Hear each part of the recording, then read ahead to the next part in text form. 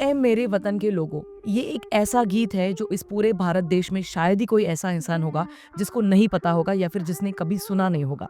हम सब लोग बचपन से लेकर अभी तक हजारों बार इस गाने को सुनते आ रहे हैं और इसके बाद ना कई सारे गाने बने भी, कई सारे राष्ट्रभक्ति पर गाने गाए भी गए।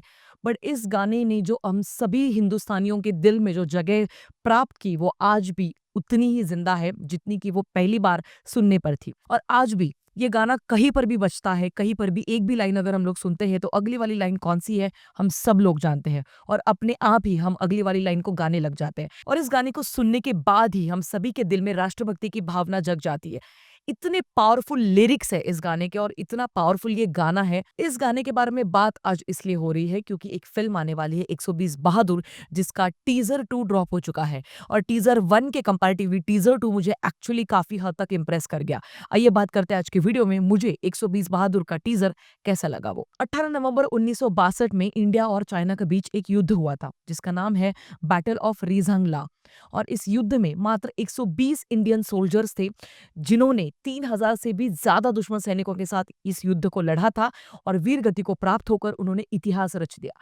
बट अनफॉर्चुनेटली हम सभी के हिस्ट्री के किताबों में इसका कुछ ज्यादा उल्लेख मुझे नहीं मिलता है, पता नहीं क्यों। अब ये सारे इतिहास के बारे में सवाल हर वीडियो में हम सब लोग पूछते आ ही रहे। बट चलिए सबसे पहले इस टीजर के बारे में बात करते हैं। देखो 18 नवंबर 1962 को ये युद्ध हुआ और उसके बाद 27 ऑफ जनवरी 1963 को ऐ मेरे वतन के लोगों इस गाने को लता दीदी ने नई दिल्ली के नेशनल स्टेडियम में गाया। जो खून गिरा पर्वत पर वो खून था हिंदुस्तान। इसी युद्ध में वीर गति को प्राप्त हुए सभी के सभी हमारे भारतीय नौजवानों को श्रद्धांजलि अर्पित करने के लिए इस गाने को बनाया गया था। और यही चीज टीजर में मैंने जब सुनी तब मुझे एक्चुअली इस गाने की हिस्ट्री के बारे में पता चला। अदरवाइज मुझे अब तक एक्चुअली नहीं पता था कि इस गाने को उस मकसद के लिए बनाया गया था। बट सी मुझे यही लगता है कि बहुत सारी चीज़ें ऐसी हैं जो आज भी बहुत सारे लोगों को नहीं पता है हमारे भारतीय इतिहास के बारे में और वो पता होनी बहुत ज़रूरी है। देखो ओवरऑल अगर हम सब लोग ना टीज़र के बारे में बात करें तो मुझे टीज़र बहुत ज़्यादा इम्प्रेस कर गया क्योंकि जिस तरीके से प्रेजेंटेशन लग रहा है, बजट लग रहा है, ओवरऑल म्यूज़िक है, बीजीएम को जिस तरीके से डिज़ाइन किया गया है वो बहुत इंप्रेसिव मुझे लगा। और जितने भी सीन्स है, जितने भी लोकेशंस टीज़र में दिखाई दे रहे हैं, रिसर्च करने के बाद मुझे पता चला कि ज़्यादातर इस फिल्म की शूटिंग वो लद्दाख और राजस्थान में की गई है। जितने भी बर्फीले पहाड़ों के दृश्य हैं, ये सारे के सारे ज़्यादातर उन्होंने रियलिस्टिक अप्रोच के साथ-साथ रियल लोकेशंस पे जाकर उन्होंने शूट करने की कोशिश करी है, जिसके चलते वो उनका प्रेज़ेंटेशन, उनकी शिद्दत हम सबको टीज़र में भी नज़र आती है। मेरे पिताजी ने कहा था, ये वर्दी सिर्फ हिम्मत नहीं, बलिदान भी मांगती है।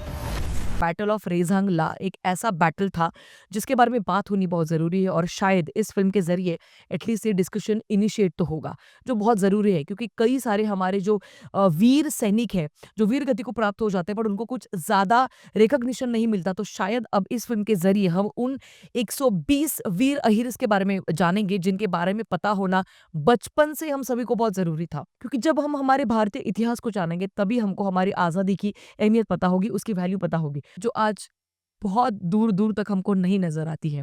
वो आज़ादी की वैल्यू हम जो आज एक फ्री में साँस ले पा रहे हैं ना, तो इसके पीछे बहुत सारे लोगों का योगदान है, बहुत सारे लोगों ने अपने प्राणों की आहुति दी है, उसके बाद ही हम सब लोग आज फ्री एनवायरनमेंट में अपनी ज़िंदगी जी पा रहे हैं। तो इस चीज़ का एहसास होना बहुत ज़रूरी है और शायद जैसे मैंने कहा, ये फ़िल्म ये एहसास हम सब लोगों को देने में कामयाब ज़रूर होगी क्योंकि कास्टिंग ही मुझे बहुत ज़्यादा अच्छी लगी। फरहान अख्तर निजी ज़िंदगी में किस सोच के इंसान है मुझे उससे कोई फ़र्क नहीं पड़ता, बट एज़ एन एक्टर के तौर पर मेरे दिल में उनके लिए बहुत ज़्यादा रिस्पेक्ट है क्योंकि भाग मिल्खा भाग में उन्होंने जिस तरीके से मिल्खा सिंह जी का पात्र निभाया था, वो आज भी हम सब लोग जानते हैं कि कितनी डेडिकेशन के साथ उन्होंने अपनी भूमिका निभाई थी।